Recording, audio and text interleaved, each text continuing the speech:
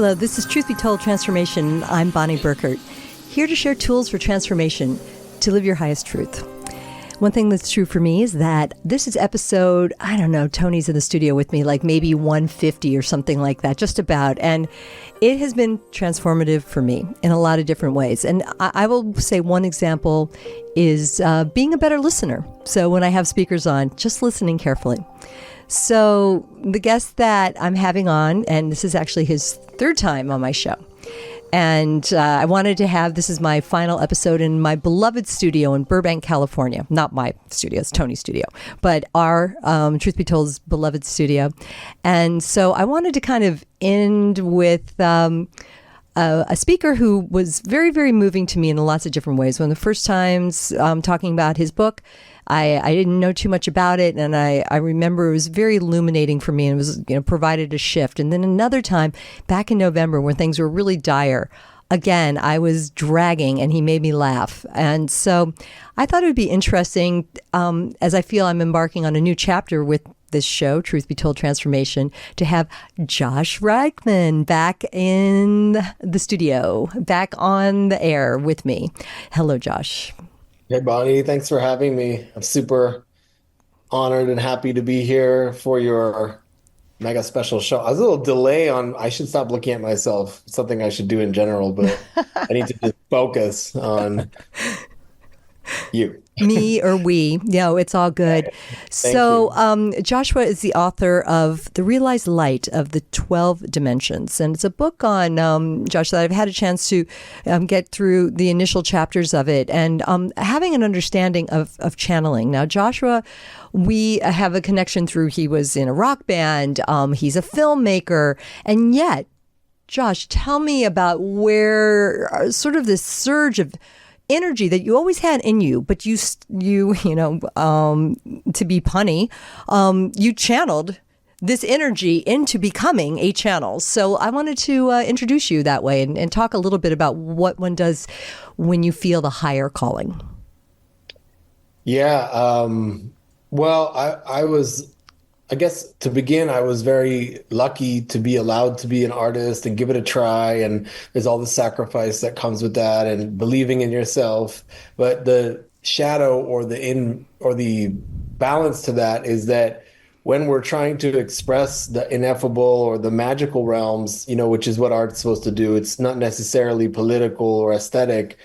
When you're putting on a veil or a mask, either in your work or you are veiled inside the work, you're basically dealing with like the alchemy, which people call shamanism. And some people don't like to consider artists shamans. They think they're just kind of like playing with aesthetics and sort of shapes and symbols. But whether you're making film or you're doing anything, or music especially, you're dealing with all these things that are beyond, they're just beyond systems. And so that's where the magic is. Like, what is music? If you really, everyone, it might sound trite, but everyone really think about music like it's so cliched, but what is happening with it? And it is spiritual in that it touches the spirit, it touches the energy body.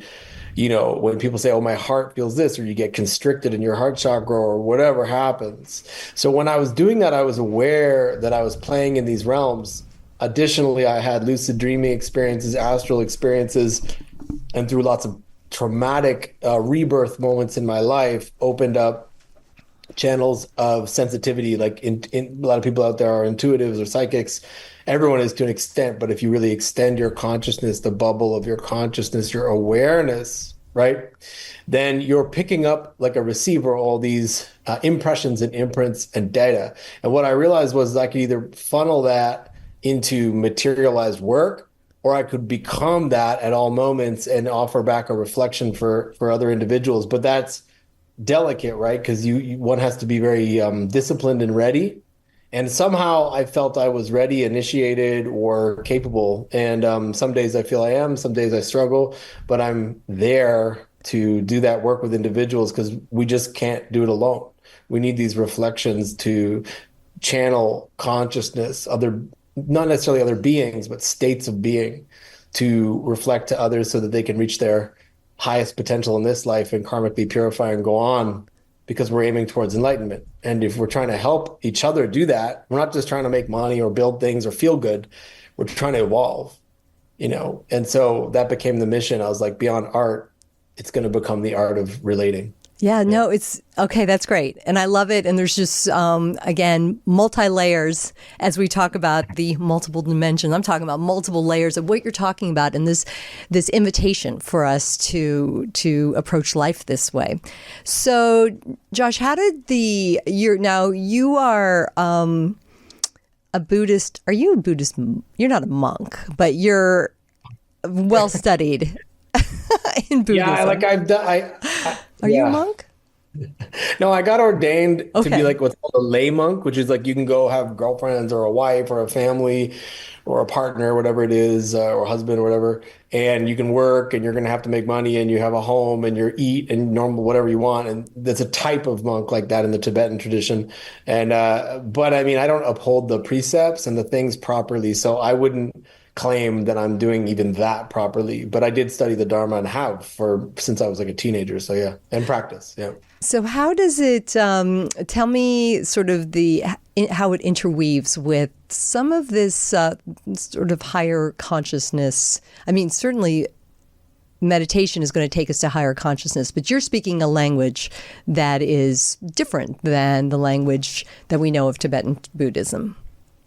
Yeah, I definitely am not representing Tibetan Buddhism because I'm like, obviously, I talk about all these other things, and those are not canonized in Tibetan Buddhism. But I will say, a lot of time I meet people in the medicine space or in New Age stuff, and they have, well, just my perception, they have a lot of the shamanic pieces, energetic pieces, channeling pieces, a lot of the cosmology, metaphysics, or the poetry, and they're having synchronicities, symbols, evolutions. They're doing yogas. They're opening up this stuff and having experiences of consciousness, and then they don't have the frame, and it really is kind of philosophical so that your thinking mind can have containers for knowing what is emptiness, what is karma, what is rebirth, and then dimensionally, what is perception. And people talk about dense perception. Then they talk about, I'm getting this from the fourth being time, fifth being more intuitive, knowing, feeling, creating. And then up from there is like moving your consciousness into what's very dangerous for some people to do, which is fractalizing it into multiple positions. So that thing is what I share and teach and how I work. And I think if people don't have a grasp on it, they have a lot of experiences, but I help a lot of people who don't know how to frame it. So in Buddhism, forget Buddhism, but in Dharma, the understanding of mind, consciousness, the nature of reality, and what to do to get on track, protect your mind, and understand your mission is foundational to the rest of the stuff that people are so fast to get into. Okay. Like I said, there's a lot to unpack. So please, pardon the pause. I'm just like, okay, wow, I could take this a million different directions. But you mentioned working with people. And so I know, and that's something I hope we'll have a chance to do at some point. But what's it like? Like, do I need to be knowing about the fifth dimension and the Pleiadians to work with you? No. No, I work all over the map. If someone just wants to move through how's your day type stuff or career or relationship, all the way to they may have a big language for metaphysics, or they may be really overly studied in one place. And it's just like, it doesn't make sense with their current experiences.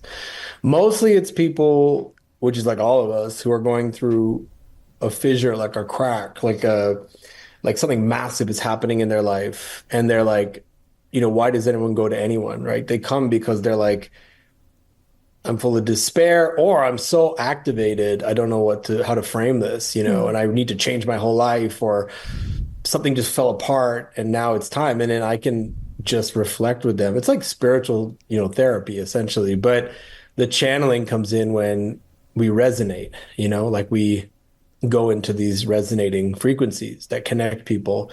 And then I can offer the insights that are seen, or offer them prompts through my energy body and theirs, because it's connective, where they can see what was always there, or reveal it and allow it for themselves.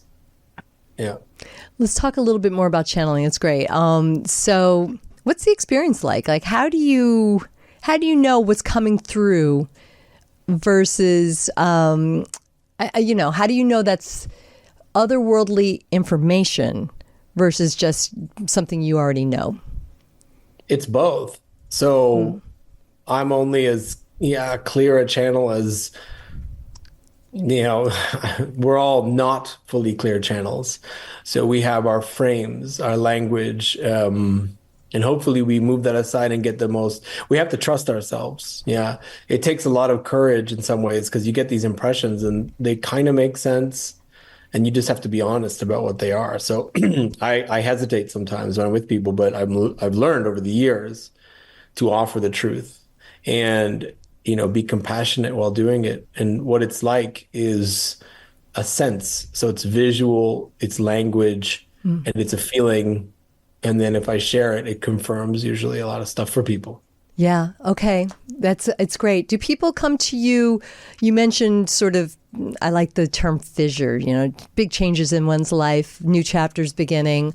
What about physical? Like, do you work with them that way, or is it more coaching in terms of strategy and life moves in one's life? What about physical ailments? How does it work with that? I do have people that I do energy healing with, visualizations, and even the process of connecting and sharing that energy and moving it and asking spirit or their higher selves and just the language of, it's kind of like deliverance. It's sort of speaking through our higher power, through spirit, great spirit, whatever, like God, totality, love, to clear them of any attachments, any, nefarious attachments, their attachments they have to ancient traumas or old karmic connections through people, places, and things.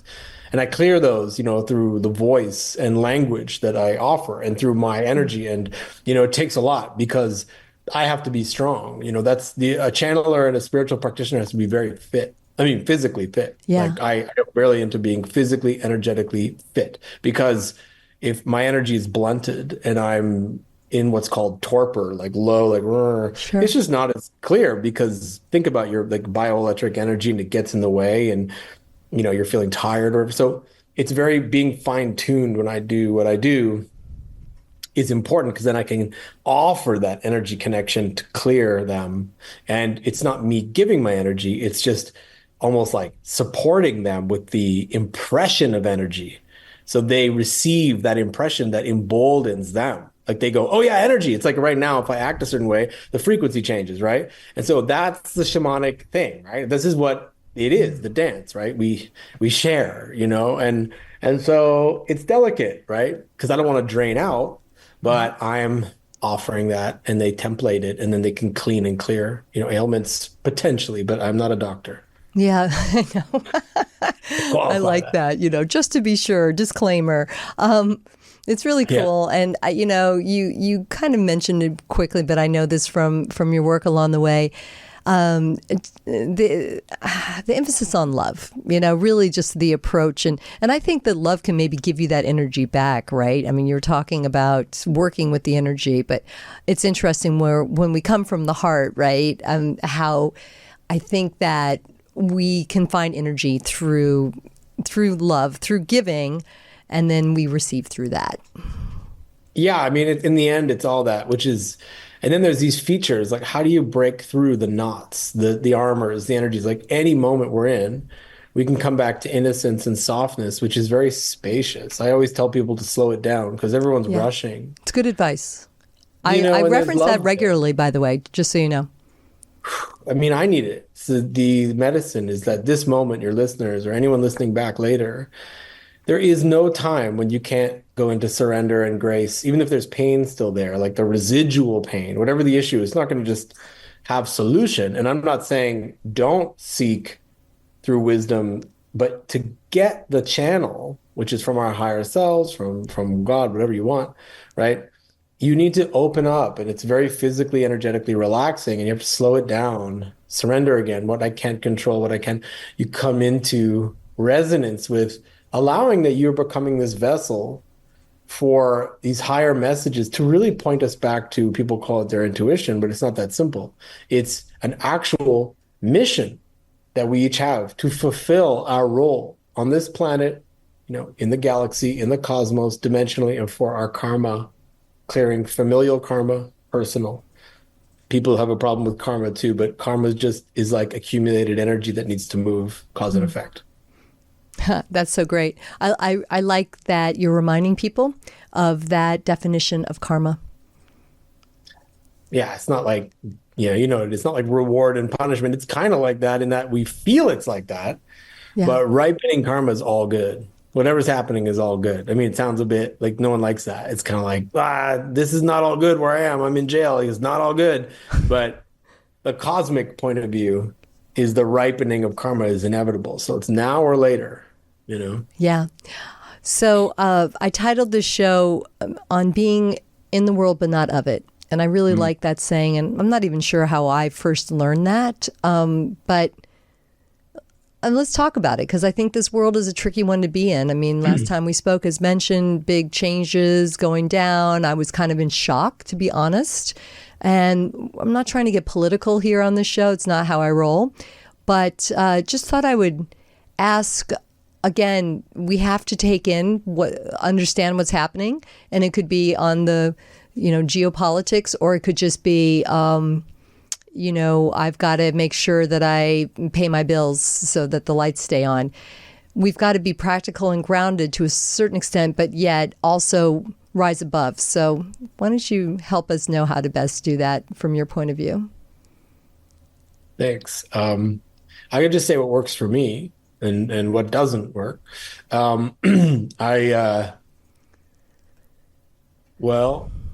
I recognize that I'm going to close this door. I'm getting a block. It's really interesting. It's good for your listeners to see that. Okay, yeah. It's called the middle path, and people know it. Prasangikya madhyamika. It's like everything's emptiness, everything's like a dream. But if you go too far that way, you're in dissociation. And if you go the other way, you're in nihilism. Oh, nothing matters because I can't figure it out. So it's all the same. They're all bad. I'm all bad, or I'm all good. I'm all bad. I can't decide. It's always this very binary, judgmental, criticizing thing, or it's wishy-washy, Piscean, everything's emptiness is like a dream and it's coming and going. Neither is true. In your day, we have to attend to things. We have responsibilities that have accumulated through our lives. They can change. We can always change things, but we can't abandon everything because there's a moral center. So the moral center can't be abandoned either in the name of spirituality, or that's a bypass. But we have our eye on a greater thing, which is that everything is unfolding perfectly, as people say. We are unfolding as best we can perfectly, no matter what. We are flowering exactly as we should. We can make the process of flowering have less resistance when we have prayer, gratitude, and connection in our lives. So you need, if you're feeling right now like you're disconnected, or you need better community, different, more authentic community, or to just let some people go in your life, and we keep telling ourselves we need to keep them, blah, blah, blah. I'm not saying abandon family or all this if they're difficult. What I'm saying is we need support in our community. So there's these things, Buddha, Dharma, Sangha, or you need the temple, you need the home, you need the hearth, you need the surroundings, you need others. We are in a relational cosmos in the third, like 3 to upper dimensions. We're always relating. We're bouncing off signature energies between discrete beings. You and I have different minds and energy fields, and we're weaving, right? Everyone is. So you need community. You need a sense of devotion to something higher. That can be the cosmos and the greater unfolding, and a sense that it is greater than us. Everyone wants to be an avatar of a lower demigod. A god these days, especially New Age. It's like, I am the empowered, blah, blah, blah. Believe me, we all need to be strong, empowered, singular beings, but it doesn't make us the supreme being, which is supreme being is everything. So it's a paradox. Last thing I'll say is we do pray. I think a lot of New Age people don't pray outwardly because they keep going, well, it's all self-improvement. It's like, yes, the middle path is self-improvement and devotional prayer and humility. If you blend that and you have community, you're going to be in this world, but you're going to be on spiritual mission, which will dictate everything you're working on and make it really clear what to do, what not to do. Excellent. Okay. That further enhances my mission, right? I mean, it just makes it more crystal clear. And I certainly invite others to keep an eye open for what you're doing, Josh, as far as other, teachings and opportunities to work with you along the way. So it's joshuareichman.com, just so you know about that, so that you can keep up with what he's doing on this. So back to community. I was hesitating because I was like, well, I wanted to talk about maybe the bigger picture stuff, but let's bring it back into, I kind of I'd like to ask my guests how you think we are doing, just sort of as a species, if you will. And I think with community, we're connected in so many ways with phones, and here we are Zooming, you're in Canada, I'm in California. And yet, I don't know, are we more isolated just because we can feel fulfilled via digital devices? Yeah, it's not just that. So people shouldn't just blame that. It's an energetic shift and an evolutionary shift, and you can pick any piece of it and blame it on that thing. Everyone does. They find something that's the reason. It's the politics, it's language, it's the technology, or it's how cities are built, it's how my family didn't know this, it's my attachment style, whatever. The spiritual energy of this sun, of the thing we've shifted into, it's very simple. It's like this. And other people talk about this too. Whatever training you went through is now, it's a very activated time.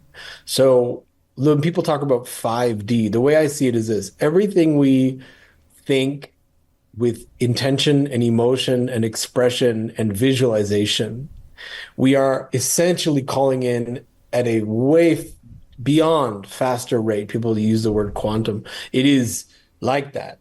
Whereas in previous aeons, previous eras, even recent eras before this one, which just started very recently, there was a time lag. So now what you have is, it's bottlenecked. The energy is bottlenecked. So you see the world, okay, all the systems are falling down that don't work anymore.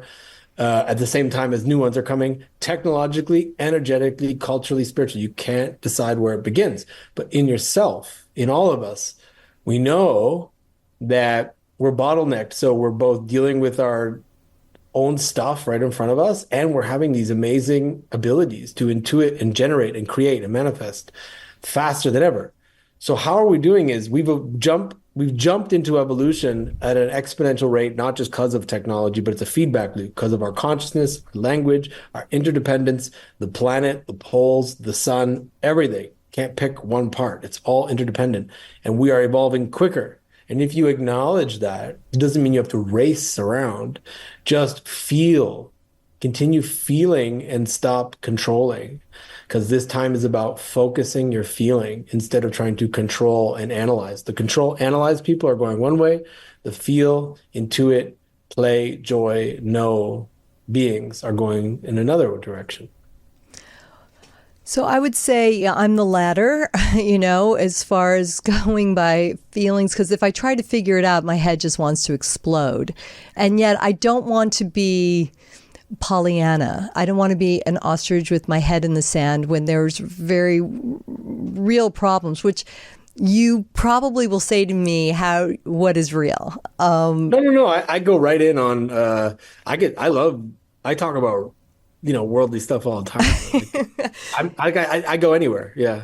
So it's interesting to find a balance between the two. And I will say that since we last spoke, I think I started this year, especially with what happened with the fires in LA. And I think I started this year, I really felt it. Like I mentioned in a previous interview, that I was crying a lot in, just tearful, emotional, tearing a lot in the first couple months of this year. I really felt maybe it was just some sort of a release that needed to happen, but it was better. And some of it wasn't only just like, boo-hoo, this is horrible.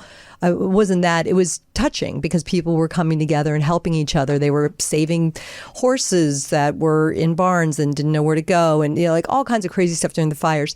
So I just want to say, though, I want to report in that I kind of went through this real physical processing of the challenges of the top of the year into, getting to a more neutral place about it. Like I see it and it does make me spin.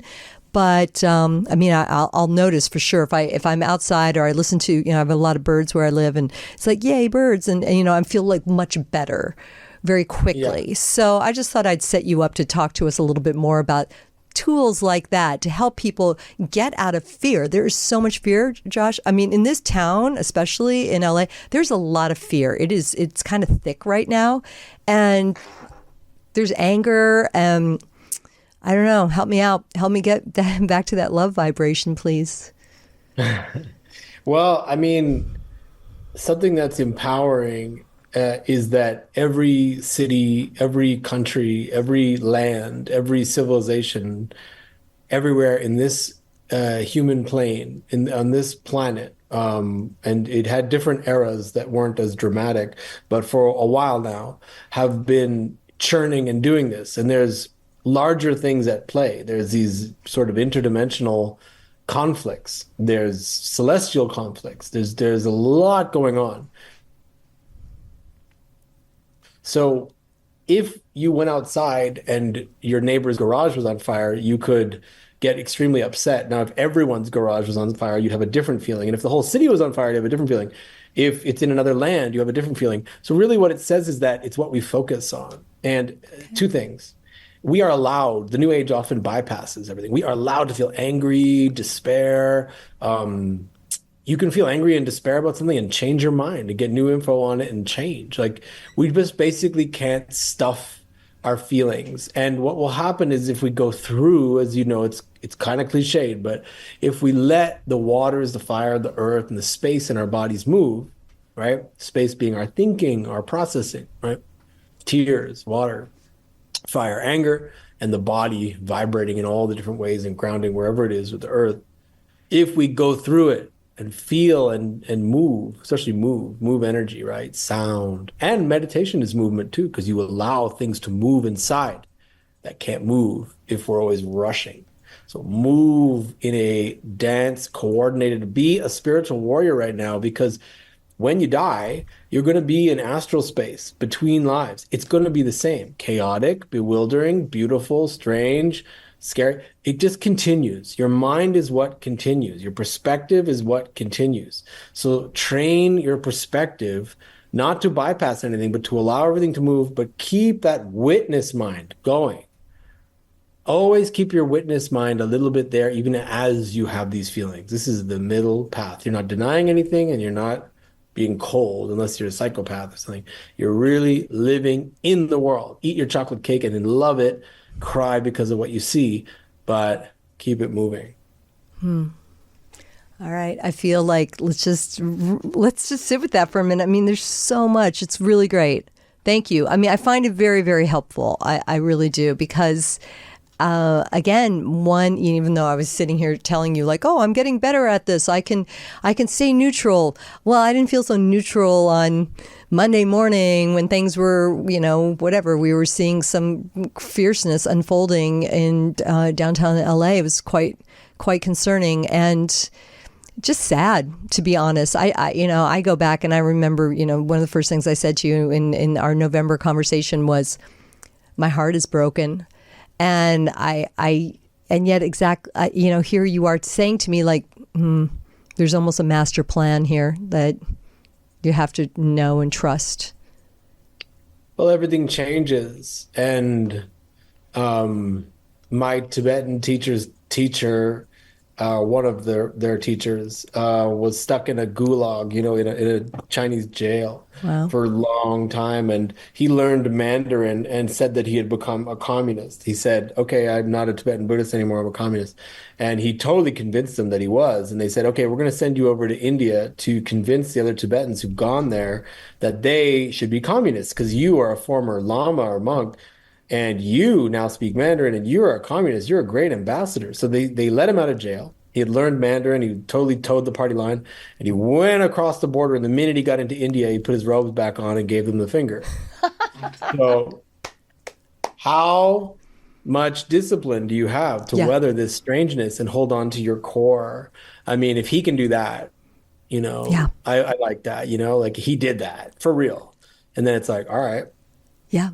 No, and it's and it's also a beautiful approach on multiple levels. One, it was nonviolent, and two, it was stealth. Pretty cool, right? It was like clever. It was, but discipline, I think, in all of this. And I know that you're, I watch your reels on Instagram, and you've got, beautiful movement exercises that you do, and are quite inspiring that way. So I think there's like that physical movement is part of the discipline that we need to kind of stay centered and calm and to be able to slow down, like you say. Yeah, get into yourself. Like, we could lay on the couch, and I do, like, I fall apart all the time, believe me.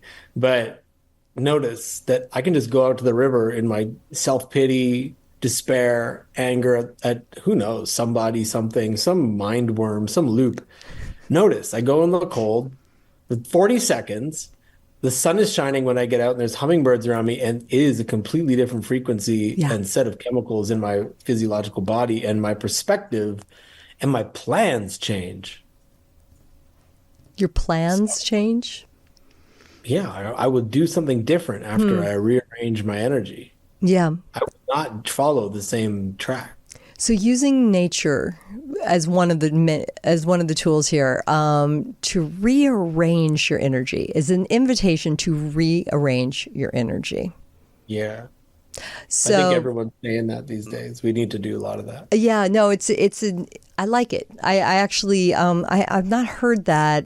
Even though I feel like I know it, I haven't heard it phrased that way. And I watch myself. I mean, I definitely look to my mind. Like, I'll be spinning, trying to push content out into the world. And it's just so great to come back to one's practice. And I will say, as much as there's a lot of negativity out there on social media, there's also just as much good, I think. Yeah. It's an intense time, right? If you're looking onto the computer, the little black scrying device, you're going to see the worst and the best in 13 seconds, which, by the way, is awful for our cognition, our consciousness, our body. I mean, imagine people 200 years ago, you might be on your horse in a forest and you'd see like one person. Yeah. And you know what I mean? Like, and you'd be like, hi, and have like one little conversation and continue on in the birds and animals. Now it's like you're getting this reflection of humanity, unending. And yeah, it speeds up our evolution. Your psychology is fast, your intelligence is fast, but the emotional body can't keep up. We're not evolved for this, but we're spiritually ready to evolve, but we have to be really discerning. We have to be careful with our consciousness. So a lot of times you hear how certain people are going to be able to make that shift and others aren't. What's your insight to something like that? Well, I mean, I have my own thoughts about it, and everyone, including myself, this is a bit heavy maybe, but the where I'm at with my spiritual practice has not a lot of room for. That's the thing with this era. There's no more room for the BS. So I would say this: whatever we're coveting, holding on to. It's a secret, it's a trauma, it's a confusion, it's a neurosis, whatever it is. And you know what it is. Everyone knows there's a couple of main themes. Those, if you want to make a leap into grace, where there's more psychic activation and we know our mission and our role, we must really address that stuff these days. It can't be there and we have a really cool 5D meditation group where we get blissed out or at least feel inspired, and then secretly we have our little thing on the side, or our mind has that little shame box. The integration period is full on now, you know what I mean? And so those things have to blend. You have to really integrate. And so that's who will, quote unquote, make it into a world where we can build harmonic things together. Okay. I like that. What would you call it? The blame box? What was it? What did you call it? I said shame box, but I just mean anything that's, and they're all illusions, right? They're all like, they're not necessarily like solid stories. They're just our perception. So they have to be examined and felt. Stories, right? I mean, it just goes getting stuck in one story. All right, we're going to pull it way back. Talk to me about the Pleiadians a little bit. I feel like I could use some coaching on that. I mean, I really moved away from that piece personally in my practice and in the work I do. And weird because I wrote a book because it had become really central to the channeling I'd done. But someone said this, and I really believe this at this point. All of these, well, there, I wrote about it extensively in the book, The Realized Light of the 12 Dimensions that I put out. A huge amount of it's on, or a large amount of it's on the Pleiadians, what they are, where they are, how they communicate, everything. But essentially, they are like, imagine us in our higher nature, full of joy, immediate truth, knowing, and they work and connect to us, what we call telepathically. And there's a lot to say about where they're from and all this stuff, but it's a being state. So there's many beings. Like you could go out and speak to a wolf. In some ways, even if you're not psychic, everyone thinks they're not psychic, but like the subtlety of your little movements or the heat coming off your body, maybe from a mile away, there's sensitivities between beings. So extend that to beings that are not terrestrial here and work through mind and subtle frequencies and realize that we're all connecting and we just need to focus how we connect to any of these beings. Well, I like that. If you want, but I don't currently think it's a great idea right now. Okay. Interesting. So if we were reading that, okay, can you tell me why? Or is I that... just think we need to follow our own counsel, and we're being prompted to trust ourselves Okay. as a species. Yeah. All right. So it's a little bit of, I don't want to say we're outgrowing it, but we don't need it. I mean, it's just like some of the tools, I don't know. I mean, maybe you don't need the crystal to hold the crystal in meditation the way you need it. We don't need anything really. I mean, in the end, you can strip it right down. It's just your perception. I mean, I went to a Vipassana once and I had beads with me and they're like, you're not going to have your beads in the bardos in between lives. You may have like a dream emanation of your beads for a few minutes, then they turn to grapes and they're gone. And if you're addicted to your beads and then you go into the astral space and you're like, I need my mantras. And then it's like, I don't have my items. And what happens when your body changes? And you're like, who am I in this world? So the spiritual dimensions, we can't get too hooked on anything, Yeah. Fabulous. All right. Final moments, final thoughts. How, I brought it up before. How are we doing? So you talk to people, right? You work with people one-on-one. You've been doing this for years now. And of course, I'm not asking you specifics about people, but I'd like to ask, as you work with people and as you see more people coming in, how stuck are we in our stories or just other things that we're working through?